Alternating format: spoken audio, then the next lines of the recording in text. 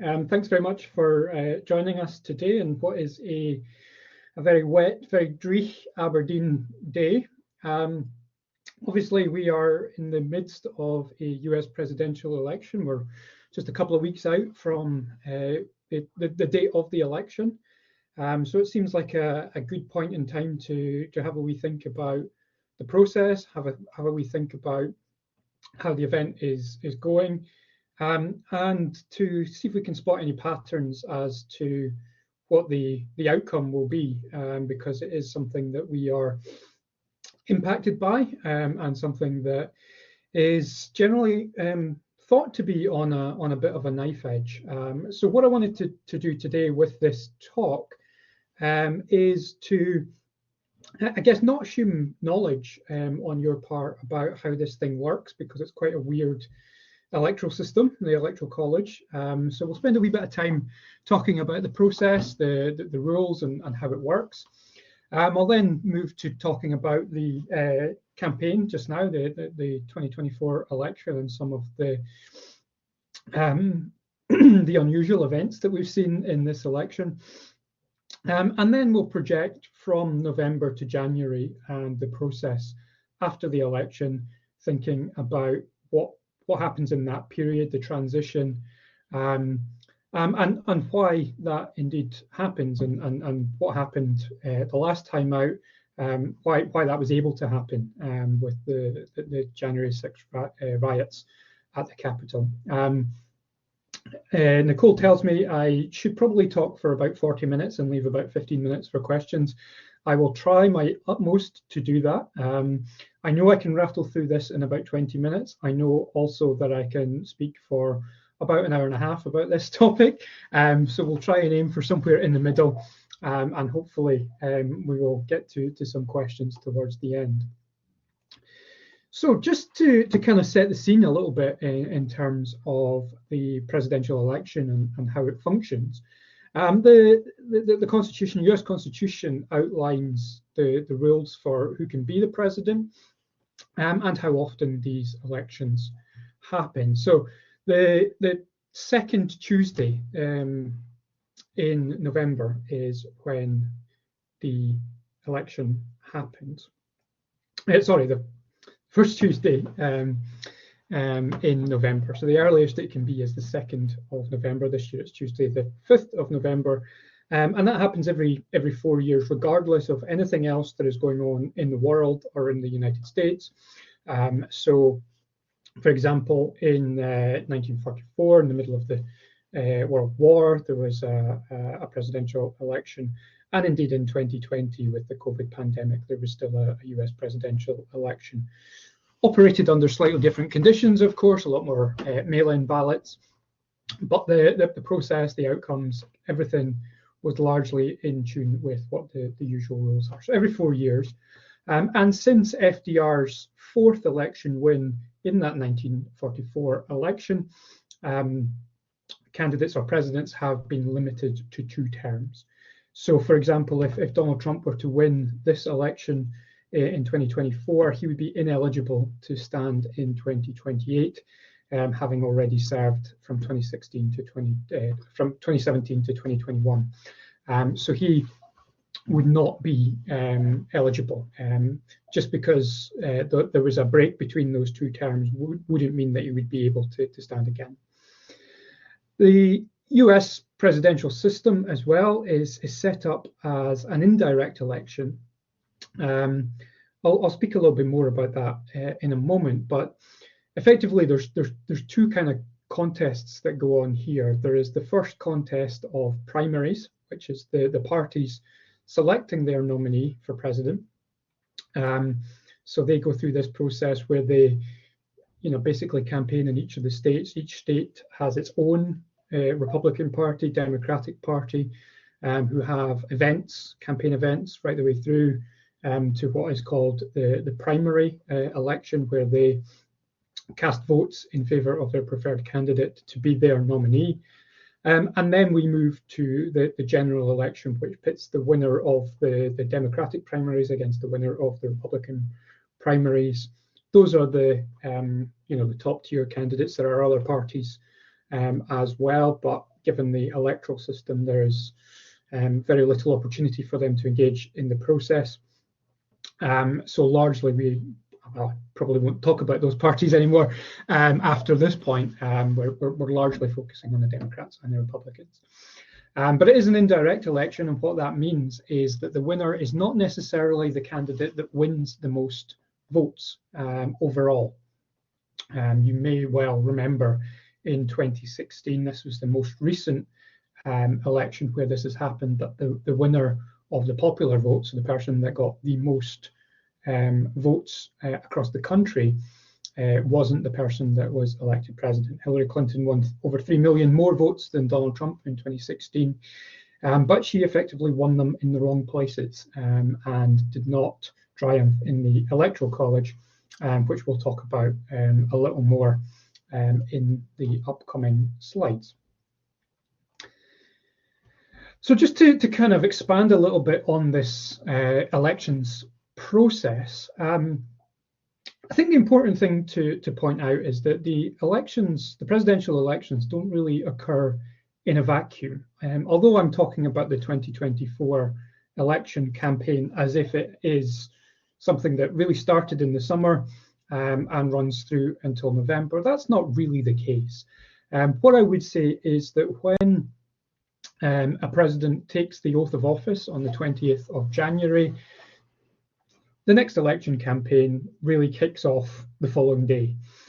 So if that president is in their first term, they may well be considering standing again for a second term, as Joe Biden indicated that he was going to do. Or they may be at the end of their second term, in which case they will not be running again.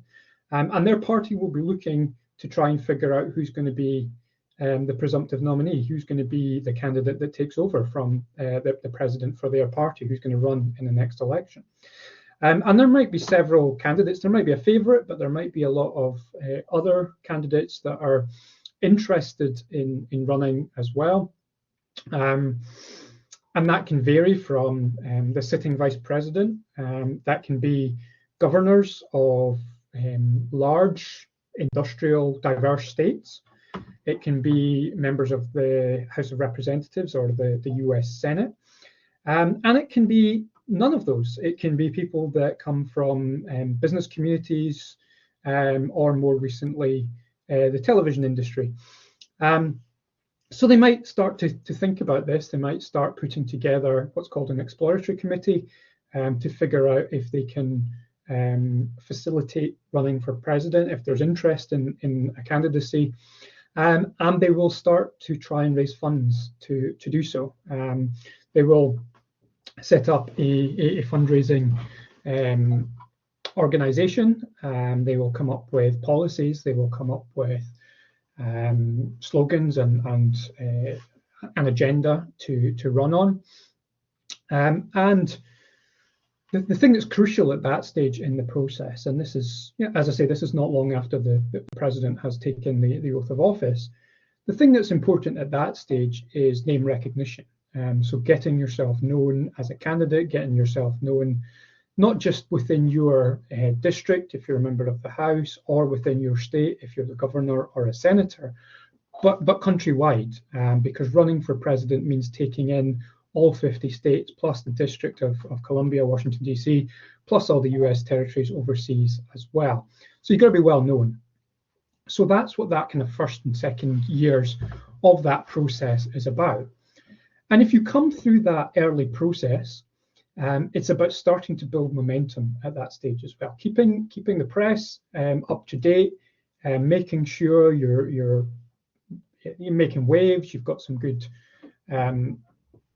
recognition, you've got some events going on, you are being reported so that people keep remembering who you are, keep remembering that you're part of this process.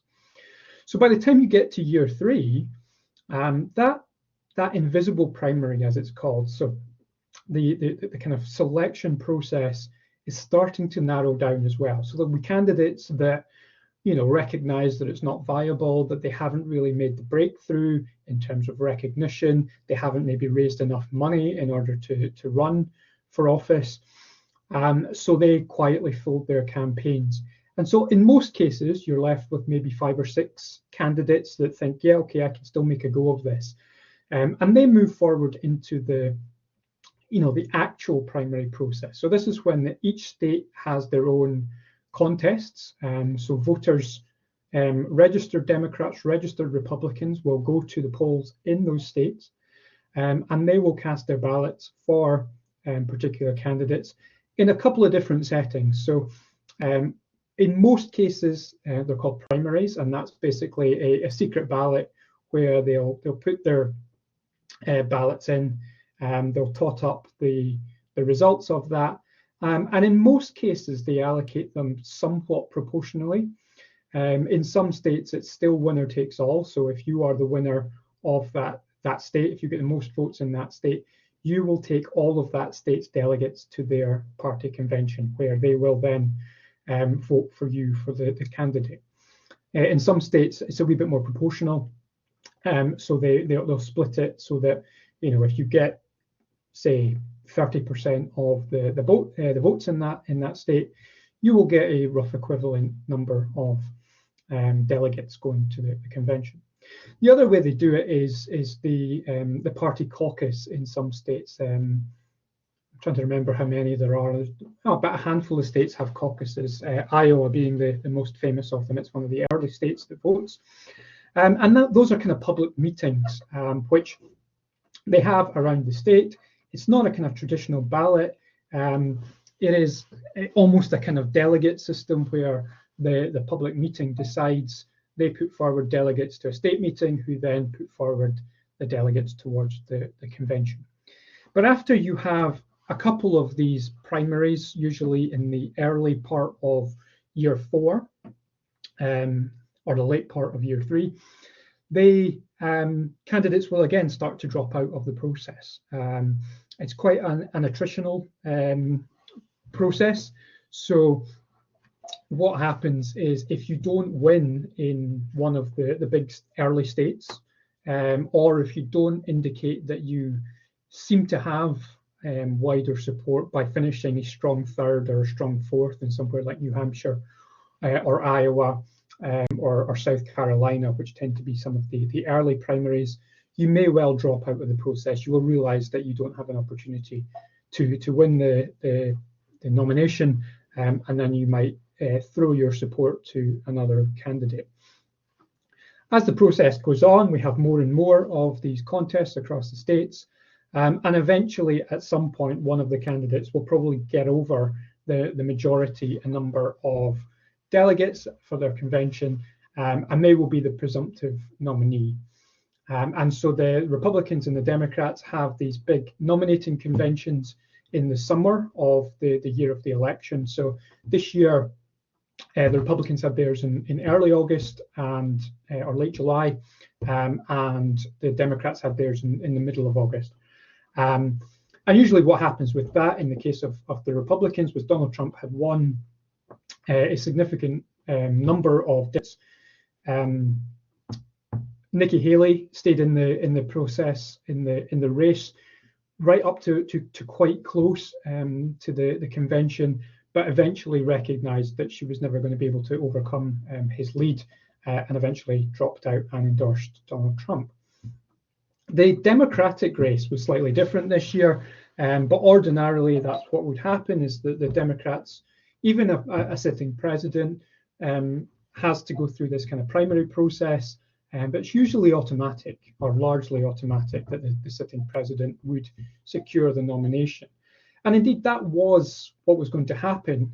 Joe Biden did have a challenger within the Democratic Party, but it wasn't a serious challenge. There was no kind of real heavyweight candidacy involved, and he was still taking 80-90% of the vote in each of these primaries. So he was primed to be the candidate for the Democrats, until the kind of disastrous debate that he had with Donald Trump, and then the pressure came on for him to stand down from the candidacy.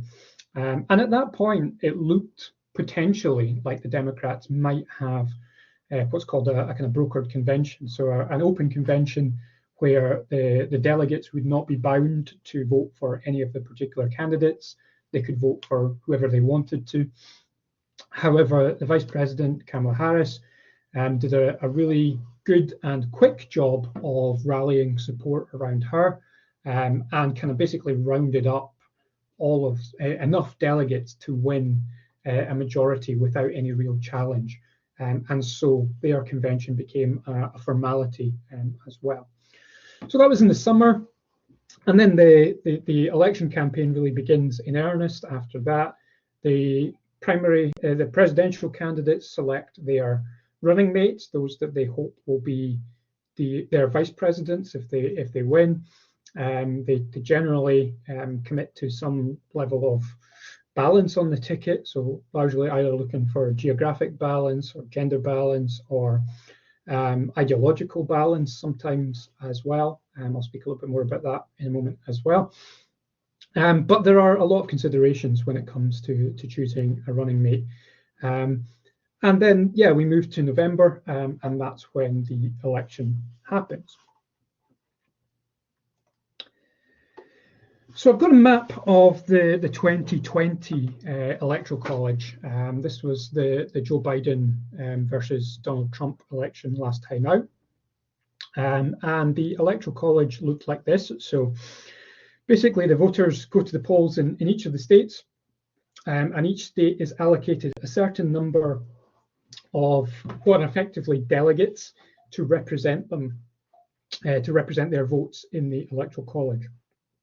Now, those states, those numbers that you can see on that map, if you can actually see the numbers on it, they range in size. So California in 2020 was the largest. It had 55 voters, Electoral College voters, and then smaller states like Delaware and Wyoming, for example, have only 3 Electoral College votes. Now, the number of Electoral College votes is based on the number of representatives in the US Congress. So each state gets 2 members of the Senate. So there's equal representation regardless of the size of the state. So California is the largest by population. It gets 2 senators. Wyoming is the smallest by population. It gets 2 senators as well. The House of Representatives is decided more proportionally by population. So this is where California gets most of its representation from. It has 53 members of the House of Representatives. So you add those to the 2 senators and they get their 55 Electoral College votes. Wyoming only has 1 member of the House of Representatives. So that's where you get the 3 Electoral College votes for Wyoming. And the rest of the states are somewhere in between. The big prizes tend to be California, Texas, Florida, New York, Pennsylvania, and they're the ones that tend to be over 20 or around 20 Electoral College votes. Texas has 40. Some of those are traditionally one party or the other. So California is, pretty much true blue Democrat. Texas is largely very red Republican. So those don't tend to change hands. They're not what we would call swing states. And again, I'll speak to that a little bit more in a moment. But you can see this map here. It looks quite red. The Democrats tend to win quite well on the coasts and in large urban areas. Republicans tend to do much better in rural areas, so the kind of plains, the Midwest, and the kind of the Old South, the Old Confederacy, and the kind of religious Bible Belt in the southern states in the US as well. Just because of the way the map is split into states there, oftentimes the Electoral College will look quite, on the maps, will look quite red even when the Democrats win, as it is in this case. So we'll look at some other maps in a little bit as well, just to demonstrate that sometimes the maps can be a little bit misleading as well. So that's our starting point for the 2024 election. We tend to think about the states as they were in the previous electoral campaign. But just to have a quick note on the populations, on the state electoral college votes, there's been some slight changes this time out. because of the US Census in 2020, 2021. There's a census every 10 years, as there is in the UK. And what happens is they change the number of representatives per state in the House of Representatives depending on population shifts. So we see California lost one. I think Texas got a couple more. Florida got a couple more. And maybe New York lost one as well. I think I've got that on the next slide, so I'll skip this on. So there's been slight changes to the electoral map. So there's, I've got it written here. Colorado, Florida, Montana, North Carolina, Oregon, and Texas all gained electoral college representation. And California, Illinois, Michigan, New York, Ohio, Pennsylvania, and West Virginia all lost out. At a very quick glance, that probably slightly benefits the Republican Party. It's more red states that tend to have gained slightly in this process of reapportionment. But in some senses, it doesn't really matter that much. It only creates a couple more opportunities or pathways, I should say, for the Republicans to win. But yeah, the point of this is that there's a slight change in the numbers from 2020. So thinking more direct about the 2020, I thought I had a map here. Maybe I've skipped it on. Nope. Okay, I might come to it. Yeah. Anyway, so thinking about the 2024 election, what we have are these two tickets here. So the Republican ticket on the left here, somewhat ironically, and the Democratic one on the right. The Republican ticket is Donald Trump, the former president. He has selected as his running mate J.D. Vance, the newly elected senator, or recently elected senator in 2022, I think, from Ohio.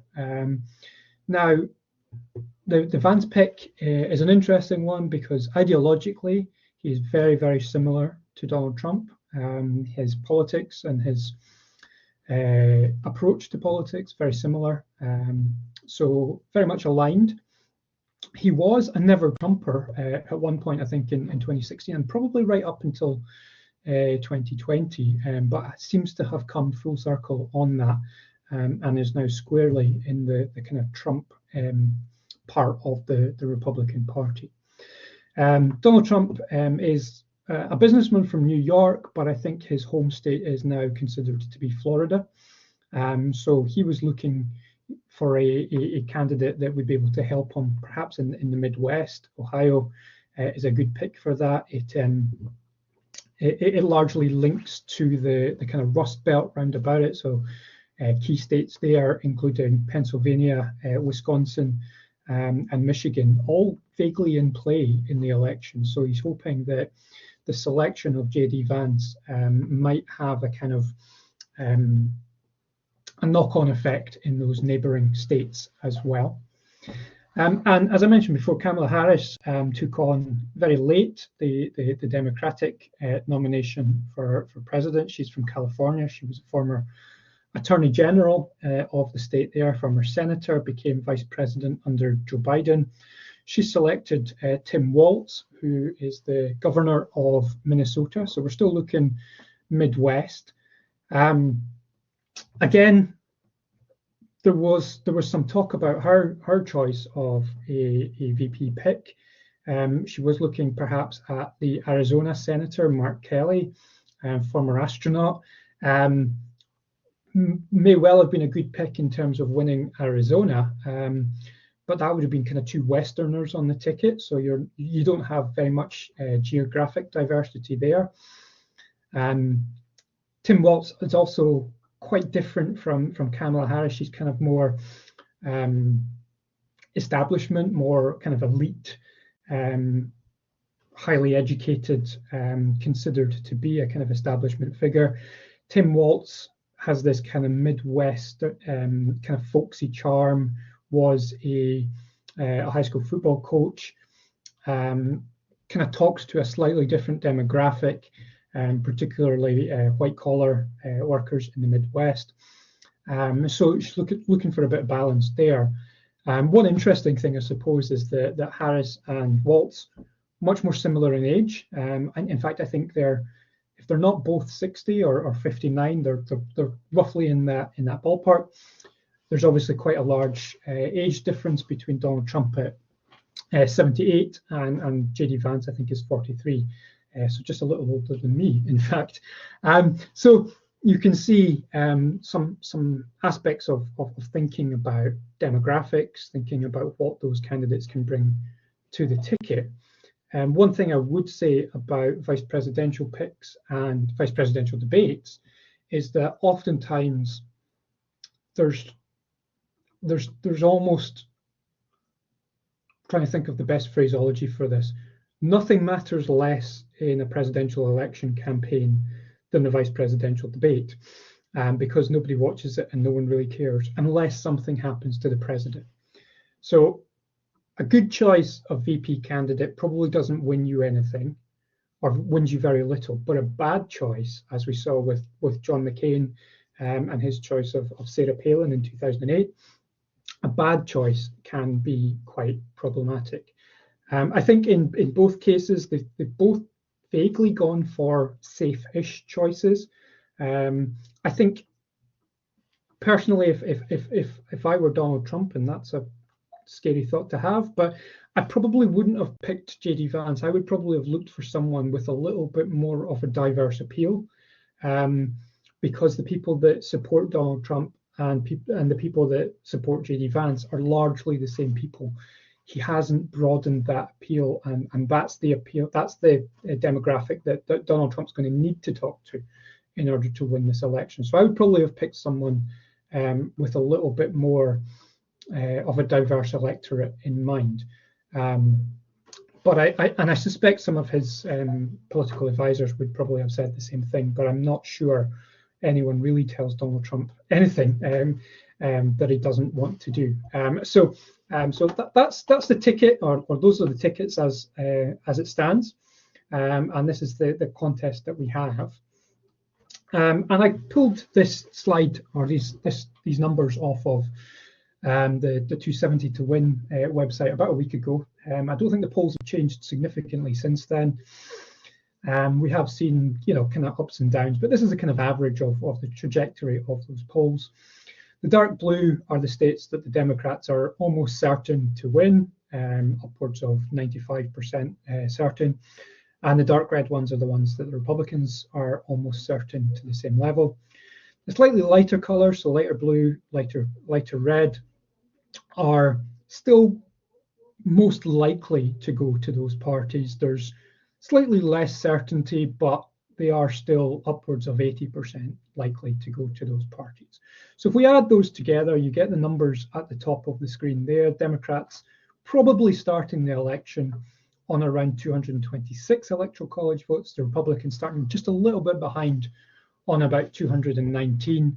And I think I can't really see the numbers on my screen, but I think it's 93 that are largely up for grabs. And the winning post is 270. To get 270 makes a majority of the electoral college votes. And so any combination of those remaining states that will get your ticket over 270 is the way to do it. I mentioned earlier about pathways. I think for the Democrats, the pathways are a little more variable. And I think also if the Harris-Waltz ticket is to take Pennsylvania, and it's, I can't remember, is it 19 electoral college votes, I think, it narrows the Republican pathway enormously. Donald Trump would have to almost sweep the remaining states. It's not impossible, but winning a kind of sweep of those of the kind of swing states, if you like, is quite challenging, as we saw with Joe Biden in 2020, and indeed with the Clinton-Trump race in 2016. There were expectations in 2016 that it was going to go one way, and obviously it went a different way with the map. I was going to say something about the polling just now. Obviously, in 2016, and indeed to a lesser extent in 2020, the opinion polling was a little bit off the mark. In 2016, particularly, there was a real undersampling of Republican voters, and there was a real shock when Hillary Clinton didn't win the Electoral College. They had the kind of rough numbers right in terms of the national share of the vote. Where they didn't have them were in particular state level votes. So I think there has been an attempt in 2020 to manage that and to correct for those imbalances. And indeed, in this election, I think they are correcting for it. My sense is that they're perhaps overcorrecting for it. They don't want to be too far out again. They don't want to be making projections that the Harris-Walz ticket is going to win comfortably, as they had with the Clinton ticket in 2016. So they're being a little bit more conservative with some of the polling. So that's my kind of sense of what's going on with the polling just now. To that end, I think pollsters are trying not to put their neck on the line too much, and not perhaps, the fear of being wrong, I think is something that is driving a lot of the polling this year. So that's kind of where we are at the moment. If you're looking at the polls, it's probably a toss-up. If you're digging into it a little bit more, if you're looking at betting markets, I think there's perhaps more of a sense that if perhaps not comfortable, there is a suggestion that the Harris-Walz ticket might well be a wee bit more ahead than the polls would have them, and they might end up, on the basis of those, probably around 290, 295 electoral college votes. So a reasonably comfortable enough victory in the electoral college. But I think pollsters are hedging a little bit. They've been burned a few times in recent years. And of course, we've still got 3 weeks to go. We still have time for another, what's called an October surprise. We've seen assassination attempts. We've seen a presidential candidate withdraw from the race, or a couple of presidential candidates withdraw from the race, if we think about Robert F. Kennedy as well. But we also saw the sitting president do that, and that's kind of unprecedented. We haven't really seen that so late in a contest before. So it's a very unusual election in that regard. There are still probably quite a lot of twists and turns, but I think at the moment that's the way I see this election. I think that the closer we get to November, the more it appears that the Harris-Walz ticket looks like the favourites, I would say, but I think pollsters are kind of hedging a little on that. Just like I mentioned the maps before, and the fact that they can look very red. So here's I have this usually as a GIF, but the GIFs don't really work awfully well on the Collaborate site here. So this is usually the opening, but this is the US divided into electoral districts in the 2022 US congressional election. Now, obviously, if you, I'll go back, I'll skip back to the previous map. So you see it by state, and it doesn't look quite as red in that regard, because even in those kind of states, you've got significant pockets of party of support for the party that doesn't win the state. So in Texas, for example, in the big cities like Austin and Houston and Dallas, there's huge Democratic support in those urban areas. And similarly, even in California, considered to be this kind of liberal haven, if you go out of the cities there, you do tend to get quite a lot of Republican voters as well. So the rural areas tend to be quite red. And so what happens if you break it down to district level is you get a very red map, because a lot of these areas are taking in those demographics, those kind of rural areas. If, however, you make all of if you make the map look like the size of urban areas, this is you can perhaps just about get the outline of the US here, you can see just how the maps tend to make that picture look very, very different. It looks a lot more even if you do it this way, because you can see like the population centers for the red Republican areas in the Midwest, particularly rural areas, are much smaller, and the population centers for Democratic support are much larger and more concentrated. And there are a lot more districts in those areas as well. So actually, the picture, if you look at the House of Representatives, this map here, you wouldn't know by looking at that map. You would think the Republicans had a significant majority in the House of Representatives when they don't. It's largely neck and neck. We're talking about 10, 20 seats of a difference. And that's because the Democratic seats tend to be quite concentrated in those urban areas. So maps can be a little bit deceptive, is the point I think I would make from that. So dig a little bit. If you're watching the results, dig a little bit deeper into what's happening in those states. You'll see the states are not monolithic. Have a wee look at what's happening below the surface. I said I would talk a wee bit about the post-election process. So I'll finish with this point here. So this electoral college is why we have a post-election process. So in, for example, the UK, we kind of tally up the votes overnight. We have a new parliament or new representatives, members of parliament, known by the following morning. They're announced as members of parliament, and then they're sworn into the House of Commons over the following week.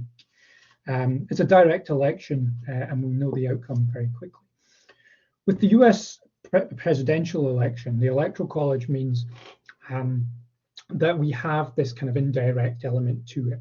And what that means is that those electoral college voters have to meet up together and cast the state's ballots for their particular candidates.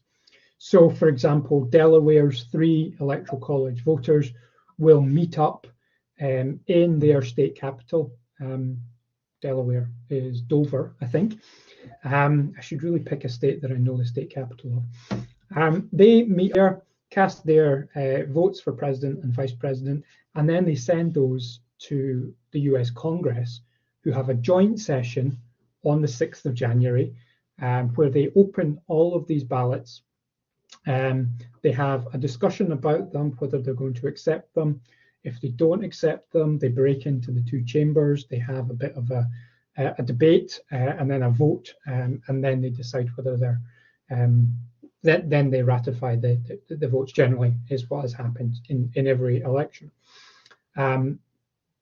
As we know, in 2020, that process was disrupted by the riots on January the 6th, and the assertion that the vice president could overrule some of those ballots coming in, those certificates. That's not really the case. The Constitution does not allow for that. Basically, the vice president, as the president of the Senate, really is there just to oversee the counting of this process. The vice president, as I say, the incumbent, is, if they're a candidate in the election, and they have lost, then they are overseeing that process of their losing the election. So conceivably, Kamala Harris could be sitting in the chamber on the 6th of January, counting the votes that make Donald Trump the victor. That happened to Al Gore in 2000, and he certified his own defeat in the election. But the electoral system, the electoral college, allows for this to happen. It puts in this kind of next process, which requires Congress to sign off on it. And then 2 weeks later, the new president, the inauguration happens at the Capitol. That's a picture of it there, or one of these huge crowds, usually. Some debate about the size of crowds, of course. And then the term begins at noon. The previous president moves out by then, and the new president will kind of get back to the White House and start business in the afternoon of the 20th of January. So that's what you've got to look forward to after November's election. I will stop there. I think I've managed to leave about 15 minutes, so that works for me. I think that's the end of the slides. So I don't know if I can stop sharing that. I can do that for you. There we go. Perfect. There we go. Perfect. Thanks, Nicole. So if there are any questions, I am happy to answer.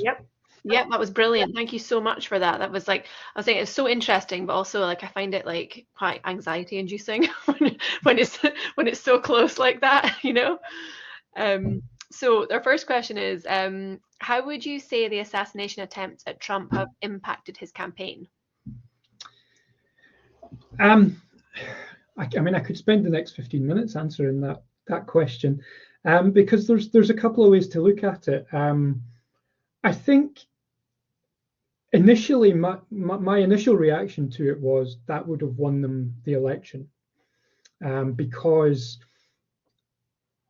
there's a sense of, you know, it has taken the political violence to that next level, and there is an element of you know, sympathy for a candidate when that happens, and such like. But I think in some ways, actually, the opposite has happened. It's almost burst Donald Trump's bubble. He seems to have had the wind taken out of his sails.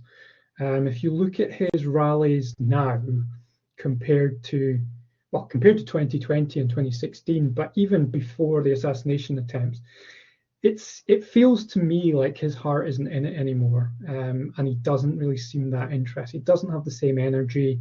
You saw the one the other day where, you know, he took about 4 questions and then just put on a Spotify playlist.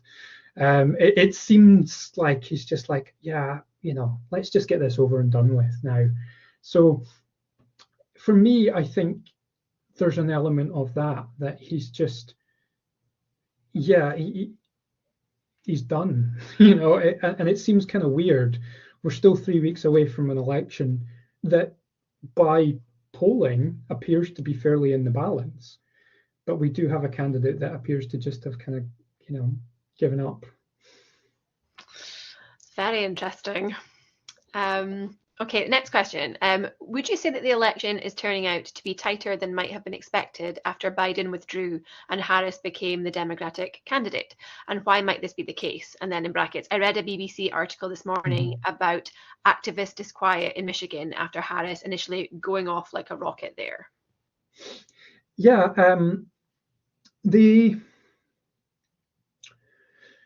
I think the momentum that Harris had after she replaced Biden as the candidate is almost impossible to maintain over the period of time that we're talking about.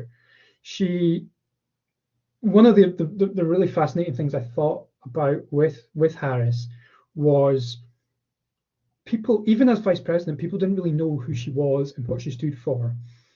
And I think one of the interesting things about her is that when people started to get to know her a little bit better, her approval ratings actually went up.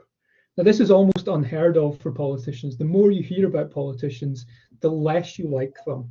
And she got something like a 20-point bump. Like, she went up from something like 18 to 38%. Now, 38% is not amazing, but it's, you know, a huge leap in the right direction.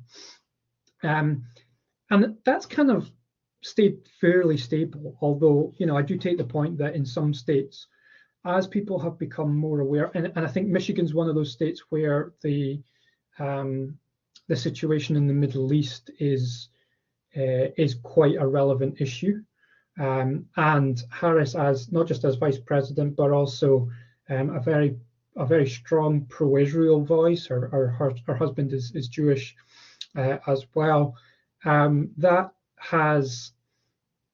There are some states where that could make the difference in Muslim communities and voting there. So it has the potential, I think. I don't think the wheels have quite come off her a wagon or anything like that, but I think there are elements that she hasn't addressed in some of her public statements. But I think if I were her, I would be campaigning exactly the same way. She doesn't have to take any risks. And the more that you kind of commit to, the more that you kind of put yourself out there, the more people can find to dislike about you. So I think she's run a very shrewd campaign without really saying very much. That can be quite frustrating as a voter. But I think, the practicalities of election campaigns, sometimes that can be quite beneficial as well. Perfect. Thank you for that. The next question is, why do people vote for a candidate so obviously venal and inappropriate as Trump? I apologize for my prejudice, but can't help it. So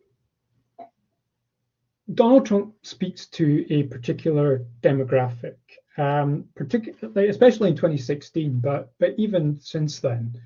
He had a message that he took to voters in predominantly the Rust Belt states, Pennsylvania, Michigan, Wisconsin, where a message that really resonated with voters. Voters felt left behind. The Democrats had taken those voters for granted. Hillary Clinton, as part of the kind of elite, the establishment, he was able to go to those states and say, look, I hear you. The global situation is such that, you guys are suffering because, you've lost jobs, the economy has contracted, immigrants have come over, taken your jobs, globalization is bad. It has, it has cost you industry here. All these kinds of things that, that people were tuned into. Donald Trump is a particular type of politician for sure, but that type of populist messaging is incredibly common across the world right now. You look across Europe, Austria's just had an election where the kind of far right's done particularly well. We saw it in the French presidential election a few years ago with Marine Le Pen getting through to the second round there. It's a message that resonates with voters. My concern, I suppose, this is maybe a little bit off track with this. My concern, I suppose, is not with Trump, because I think he's a known entity now. He doesn't really know about politics, institutions. He takes a fly on some issues. I think my concern is the JD Vances, if you like, the guy he's picked as a VP candidate, because he is more of a politician. He's more professional, but he thinks the same way as Donald Trump. So I think that the next generation that are able to kind of tap into that are perhaps more dangerous for kind of unity, more dangerous for polarization than the kind of Trumps of the world. Yeah, thank you for that. The next question is, some analysis says there is a gender split in votes, with Trump popular with men and Harris popular with women. Thoughts? Yeah. Yes, that was the case in 2016 when Donald Trump beat Hillary Clinton. That was the biggest gender split in voting in any US presidential election. I see that the Harris campaign is deploying messaging on that particular issue right now. So I saw Barack Obama the other day was speaking particularly to male voters and black male voters to say, look, real men can vote for a woman, that's okay, kind of thing. So the Democrats are aware of this issue and they're actively trying to address it. Is Trump trying to attract women? Given the positions of the Republican Party on issues like bodily autonomy, abortion, pro-life position, I would say probably not quite the same way. But there is an attempt to, perhaps to appeal to that kind of evangelical female demographic in the Midwest. If they can get those voters in some of those Midwestern states that are in play, that's probably enough. So there's a lot of these kinds of things that are going on behind the scenes, and the targeting that goes on with it. But yeah, there is very much a gender split at the moment. Super, thank you. The next question is the early voting data suggesting a big lead for Harris reliable? Who are the early voters? Who are early voters? Early voters tend to be diehards who are loyal to the party and loyal to their candidates, and will, just want to make sure that they get out and vote. Jimmy Carter, former president, 100-year-old Jimmy Carter is one of them. He turned 100 on the 1st of October and lived to vote for Kamala Harris, which he said was his ambition this year. Honestly, I've no idea if the early voting data is reliable. It's really notoriously difficult to unpick. What is just rhetoric, what is kind of reliable data.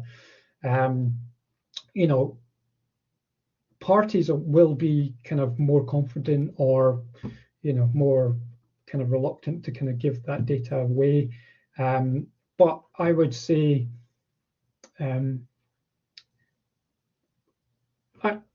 based on 2020, where early voting was quite aligned with mail-in voting, so postal voting, and the Democrats were the ones that tended to sign up for postal voting in 2020. If you remember, the whole COVID thing, Republicans were skeptical and were going to vote in person and all those kinds of things. So I would say if the pattern holds from 2020, it is likely to be Democrats that are voting early. And so if there's a reported lead for Harris, then it's probably that.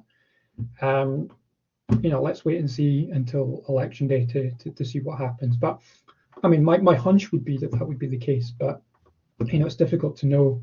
But I think somewhere like Georgia reported like almost twice as many early ballots than in 2020, which is huge. Wow. So we'll see what happens in November. Okay, thank you. The next question is, could you consider the Trump-Putin COVID test situation to be the October surprise? Or given how fast the news moves on these days, will it have to be something in the final week of October, closer to the election, to have sufficient impact? Yeah, I think it is. I mean, like the news cycles are so quick that we started off, I think one of the first questions was about the assassination attempt. That's almost, that feels like a lifetime ago now. So things that happened last week, you forget about. So yeah, I would say, we're probably looking at something that is, I mean, bear in mind that by the time we get to November, perhaps about 10 to 20% of voters will have already voted. So it won't have an impact on their votes. But it might well have an impact on those that are voting on the day. So I would say, yeah, look for things to happen much closer to the election. I remember in 2016, writing off Donald Trump so many times after, various things, and, particularly the Access Hollywood tape, and you think that's the absolute end of it. There's no way you can recover from that. I thought that in, earlier this year when he had 34 convictions, I thought that's the end of it as well. So, there might be something that happens in the next 2 or 3 weeks. That might well be the thing, but it also might have no effect at all. So, yeah, I'm very hopeful. I'm hopeless at giving any straight answers today. So, sorry. You're answering them very well, so that's good. I'm just scrolling to find the next question. There's a couple of comments. So I'm just looking for the next question. Harris has been enjoying a vibes campaign with an increased number of celebrity endorsements. Can you see her being forced to discuss her policies more as the time gets closer to November? Or with the main debates over, do you think she can stay quiet in what is arguably a weaker area for her? For example, the economy. Yeah, as I said before, I think if I was advising her, I would be, saying, keep just doing what you're doing. The more you speak to the press, and this was kind of our strategy before, the more you speak to the press, the more difficult questions you're going to get, the more you're going to have to give away in terms of messaging. I think in some ways it is helpful for her to be. She's got this kind of dual role just now because she's the vice president, she's part of the establishment, but she's also kind of riding the wave of being the change candidate, which is odd because Donald Trump was that in 2016. And he's spent a period out of office and is now sort of the change candidate, but is kind of being portrayed as the kind of yesterday man, will we be going back to a Trump administration? So I think what she's doing right now by not committing to most things and it's the kind of Keir Starmer approach in the UK in 2024, right? He hardly said anything, and he didn't need to because they were so far ahead. And I think that's, if she's playing it safe, that's the strategy between now and election day, is just kind of try and keep that level of momentum going, keep the kind of TikTok stuff getting out there, try and ride the momentum, and don't make any mistakes. That's the kind of key approach, I think, for the campaigns now. Mm-hmm. Okay, thank you. The next question is, I'm aware we're just a little bit over time, but there are just a couple more questions, I think. So I think we'll just crack on. How would you say the election of either party would impact the situation in the Middle East? I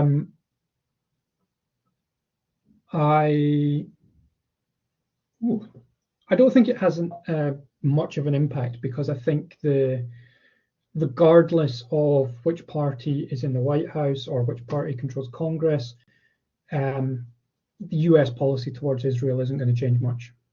So I think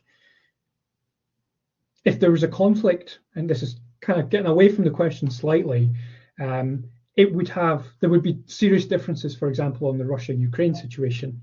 And I could see there being significant differences between a Harris administration versus a Trump administration on that particular conflict. With regards to the Middle East, I think there's not a huge amount of difference.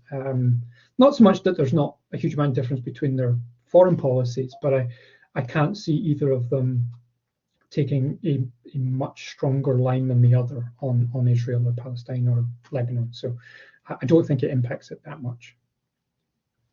Was that succinct enough? Yeah, that's fine. Thank you. I think we'll just go for one more. The next person's actually left the session, so we'll just go for this one. What do you think is the reason that Trump is a clear favourite in the betting odds, 60%? Do you believe that the same phenomenon will repeat itself as before, that Trump support will rise towards the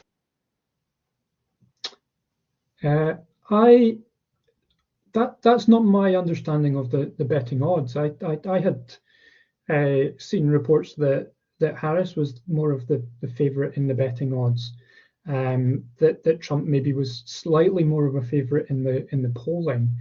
But I think there is as I mentioned before about polling, that I think pollsters this time out are really worried about, if they get caught out being wrong for a third election in a row, no one's going to believe what polls say anymore. So I think they are really wary about it. And perhaps they are slightly overcorrecting this time out. I think, I think there is a real worry that the people just don't know what's going on. My sense in an element of this is that Republican voters might well be very loyal to Trump and loyal to the Republican Party. But I think if Harris wins, then I think what happens is that most of them don't vote for her, but they just stay home because they're loyal to the Republican Party, but they don't think that Trump is a good candidate anymore. I think the convictions and the experience of 4 years of him as president, while they are good, loyal Republicans, they're just not going to vote for him this time out. But they're not going to lend Harris any support. So that would be my sense of what might happen. So I don't. Maybe I've seen slightly different betting markets, but that's my kind of take on that. Thank you so much for that. Just checking there's nothing else going to come in before we wrap up. And also, if you do come up with a question that we haven't managed to get to or anything like that, please do feel free to email it into alumni@abdn.ac.uk and we'll get that answered for you. Oh, someone just said thank you for an insightful and interesting talk. So yeah, I think that's us now sorted. So thank you so much for this afternoon. That was really, really interesting and really insightful. Really, really appreciate you taking the time to talk to everyone. Okay, thanks very much. Thanks for having me.